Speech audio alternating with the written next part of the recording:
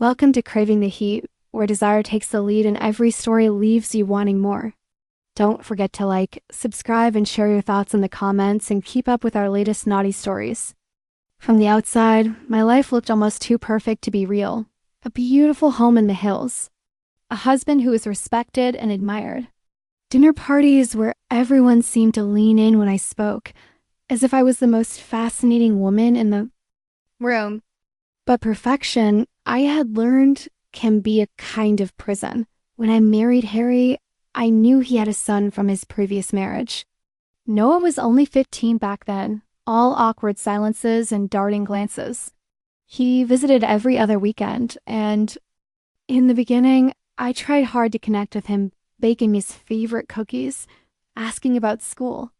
He would nod, mumble a thank you, and retreat to his room. Over the years, his visits became less frequent. College took him away entirely, until last summer, when Noah moved back into our home for a few months before starting a new job in the city. Only this time, he wasn't the awkward boy I remembered. At 24, he was tall, confident, with a quiet way of speaking that made you lean closer just to hear him. Harry's eyes, held something different now.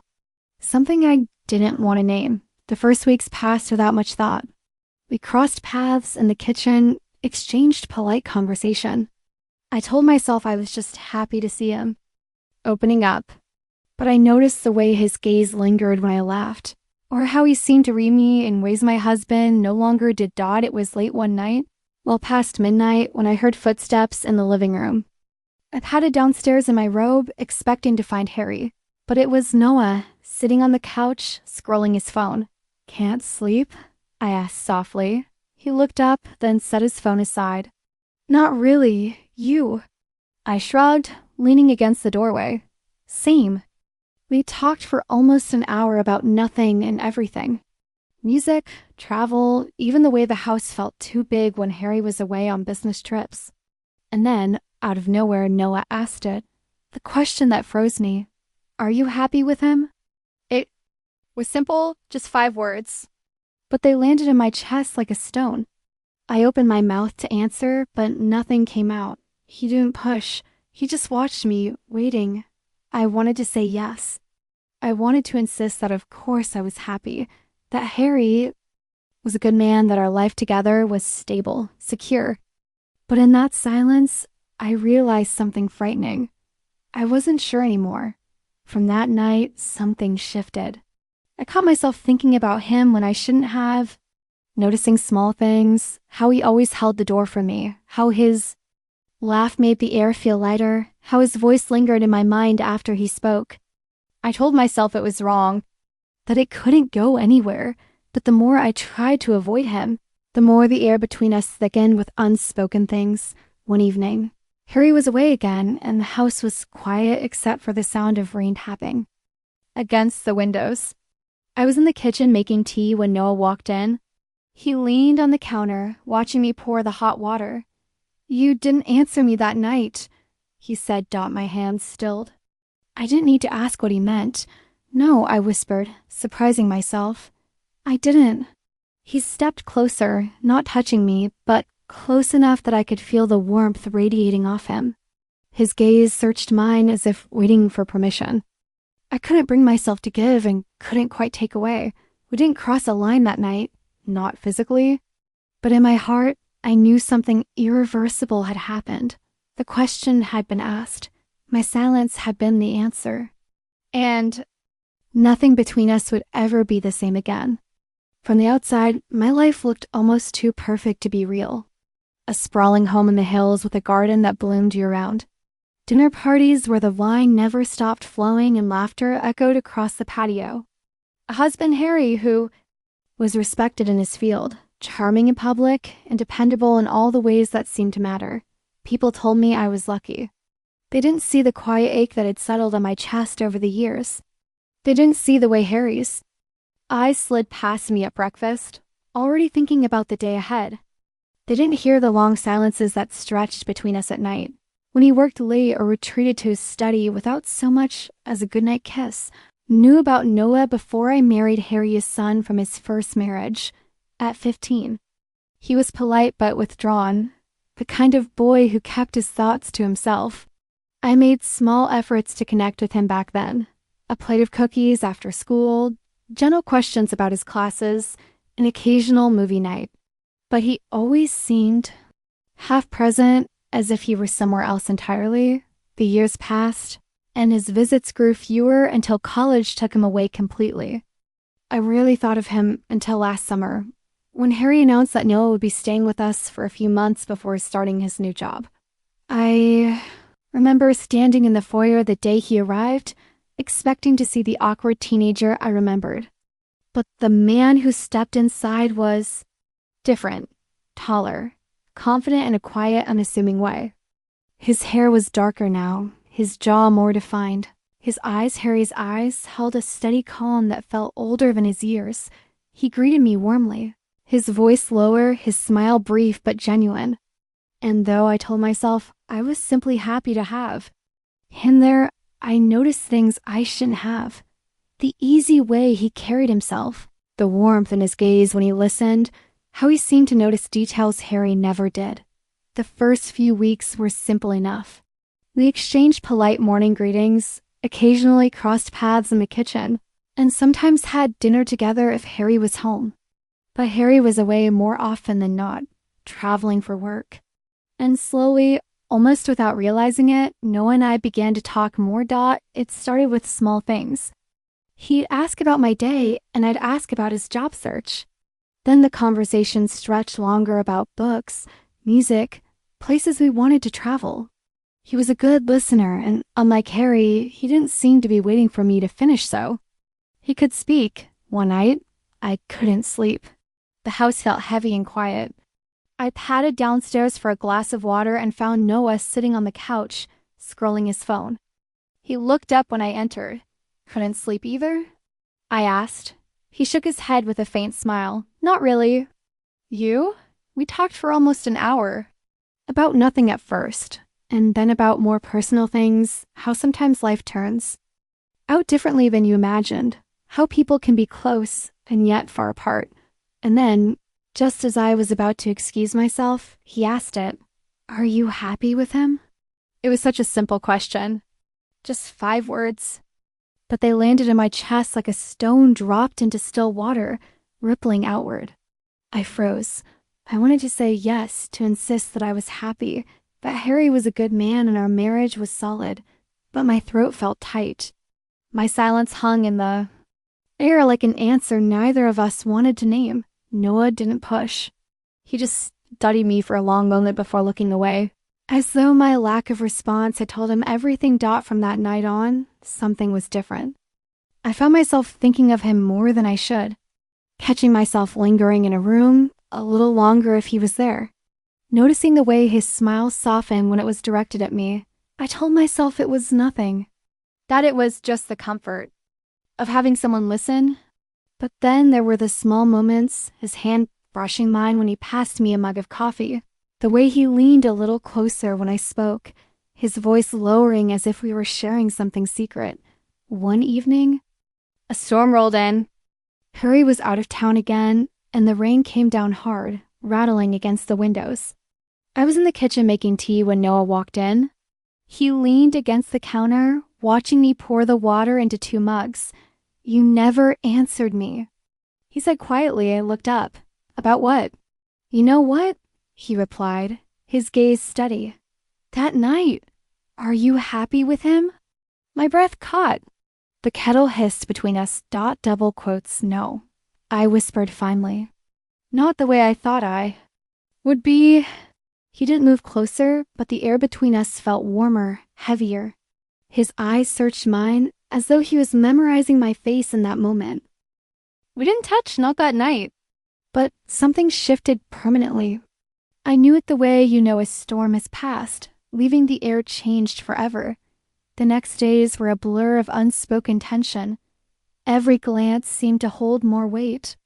Every word felt like it was layered with something else, something unsaid. I told myself I was strong enough to keep the line between us intact, but deep down, I wasn't so sure anymore. From the moment Noah asked me that question, "Are you happy with?" Him? Something inside me changed. It was subtle at first, like a faint crack in glass that you barely notice. But once it's there, it spreads. Slowly, invisibly, until one day the whole thing is ready to shatter. I kept telling myself it was harmless. That he was Harry's son, and that line thick, unbreakable was something I'd never cross. But the mind is a funny thing. Once someone sees a part of you your spouse has stopped noticing, you start leaning toward them without meaning to.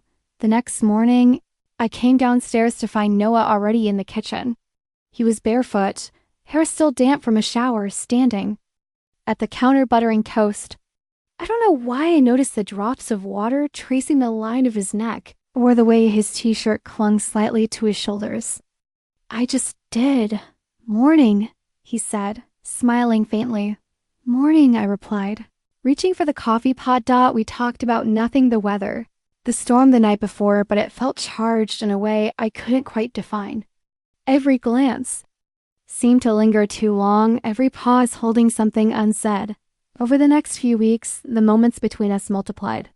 He'd join me while I cooked dinner, leaning casually against the counter, asking questions about recipes. Sometimes we'd watch a movie after Harry had gone to bed, sitting at opposite ends of the couch at first. Then closer still. Our knees would brush, and neither of us would move away. It wasn't just physical closeness. He started telling me things I knew he didn't tell his father. About how he wasn't sure if the job he'd lined up was what he wanted. About his childhood memories, the way Harry could be distant without realizing it. One evening, I told him about the first year of my marriage. How Harry had been attentive then, but slowly over time seemed to stop seeing me. Noah listened without judgment, his eyes fixed on mine in that unwavering way that made me feel as if I mattered in ways I hadn't felt in years. And then one night, it happened. Harry was away again, and I'd had a rough day. I was curled up on the couch, blanket around my shoulders, watching the rain streak down the windows. Noah came in, holding 2 mugs of tea. You looked like you needed this, he said, setting one in front of me. I smiled, murmuring thanks. And for a moment, we just sat in silence. The house felt impossibly still, the rain a soft backdrop. Then he asked, "Do you ever think about leaving?" I froze. Leaving? He nodded. If you're not happy, why stay? I laughed, but it was hollow. Life's not that simple, Noah. Maybe it's not, he said quietly. But sometimes people make it more complicated than it needs to be. There was no mistaking the way he was looking at me. And, God help me, I didn't look away. That night, I couldn't sleep. I kept replaying his words, the quiet intensity in his voice. My pulse was unsteady, my thoughts restless. And when I heard faint footsteps in the hallway just after midnight, my breath caught. He stopped at my door. For a moment, there was only silence. I could see a shadow under the faint light from the hallway. I should have told him to go back. To bed, I should have pretended to be asleep. But instead, I whispered, "You can come in." He stepped inside, closing the door behind him. We didn't rush. He sat on the edge of the bed, looking at me as if he was asking 100 questions. Without speaking, I reached out my fingers, brushing his hand, and that was all it took. The first touch was tentative, almost hesitant, like both of us were testing the water. Then it deepened. The air between us grew warmer, our breaths mingling as we moved. Closer, when his lips finally met mine, it was slow, almost reverent, as if he'd been thinking about it for longer than I dared imagine. I should have felt guilty, God. I did, but I also felt something else. Alive, wanted, seeing one kiss became 2, then 3, then more, each one more certain than the last. His hands were gentle at first, then bolder, as if he was memorizing. The shape of me. I don't know how long it lasted. Minutes, hours, it felt outside of time. But when it ended, when he finally pulled back, we were both breathing hard, our foreheads resting together. "This changes everything," he whispered.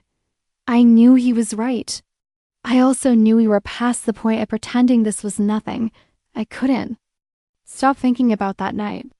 The kiss, the warmth of his breath, the way his eyes looked into mine like there was no one else in the world. I told myself I wouldn't let it happen again. That it had been a moment of weakness, a slip I could bury deep and never revisit. But the truth was, I didn't want to bury it.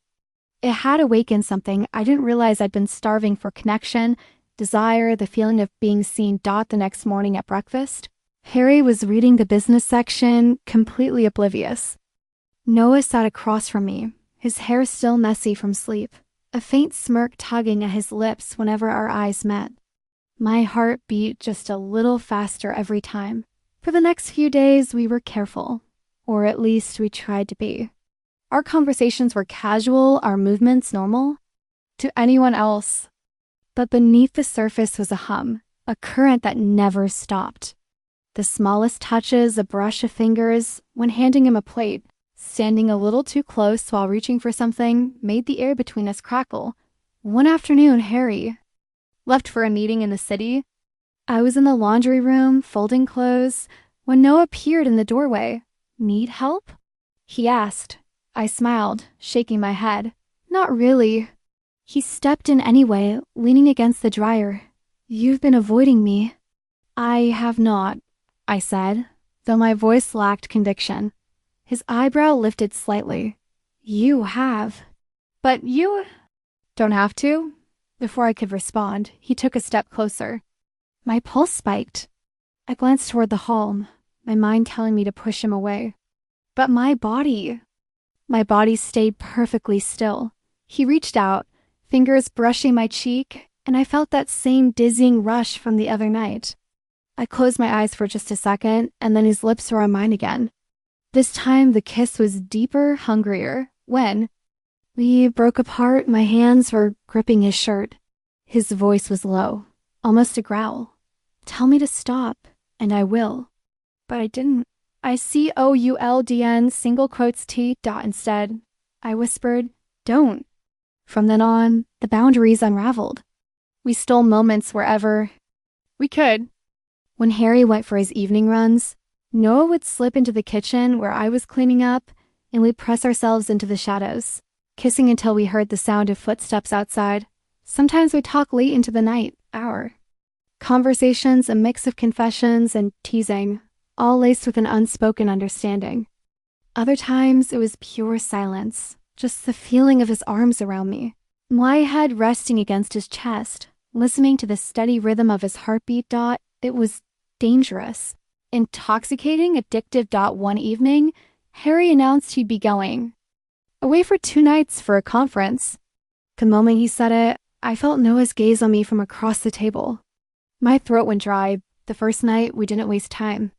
I was sitting on the couch, pretending to watch TV, when Noah came in without a word. He took my face in his hands and kissed me with a force that made me gasp. His body pressed against mine, heat flooding every inch of me. We moved upstairs, the sound of the rain outside mixing with the low hum of our breathing. Clothes came off slowly at first, as if savoring the anticipation, then faster, as if neither of us could stand to wait any longer. His touch was everywhere, soft, then firm, mapping my skin as if committing it to memory. My fingers tangled in his hair, pulling him closer, needing him like air. Every kiss felt like a secret, every touch a rebellion. And in that moment, there was no guilt, no husband, no reality, just us. When it was over, we lay tangled in the sheets, the room warm with the heat of our bodies. I traced circles on his chest, my mind a mess of desire and dread.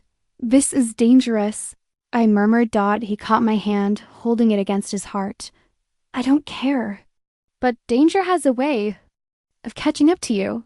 2 weeks later, I was in the kitchen when Harry came home early. Noah was there, standing far too close, his hand brushing mine as I passed him a plate.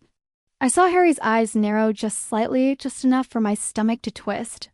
That night, Harry didn't say much, but I could feel it, the shift, the suspicion, and still, I couldn't stay away from Noah. We both knew the risk was growing.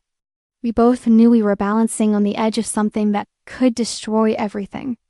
But the pull between us was stronger than the fear The night before everything came crashing down, Noah found me on the back porch. The air was cool, the moon casting silver light across the yard. He stood close, his voice low. "If this blows up, would you regret it?" I looked up at him, my heart aching with everything I couldn't say. "I don't regret you." And then, without caring who might see, I kissed him. Harry's conference trip had given us a taste of what it was like to have time without fear of being interrupted, and that taste was enough to make us reckless. After that first night together, Noah and I became masters of timing. Every small opportunity was stretched into something dangerous. Heated. One Saturday afternoon, Harry went to play golf with a client.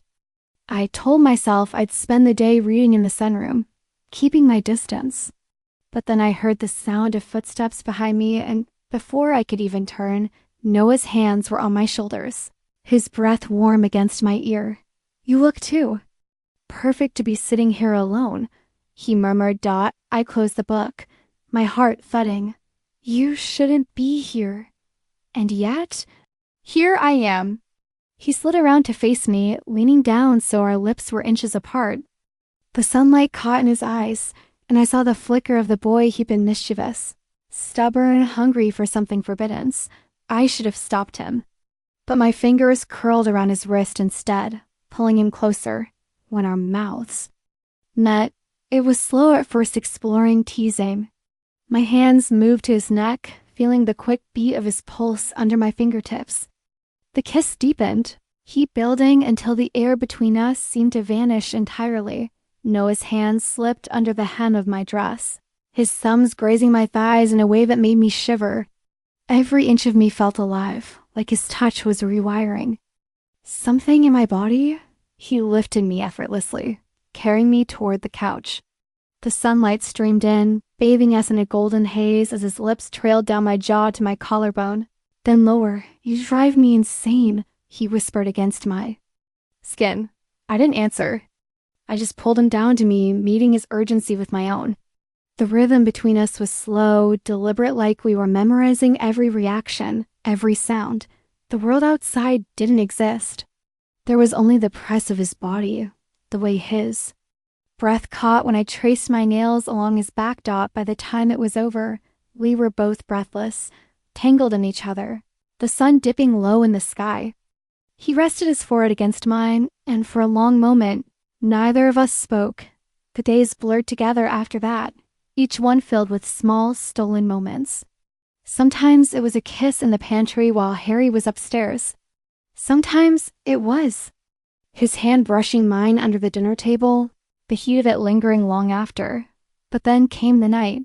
Harry was away again, and the house was ours. I lit candles in the bedroom, more out of some restless need than for atmosphere. Noah appeared in the doorway, leaning against the frame, watching me with that unshakable, unhurried gaze.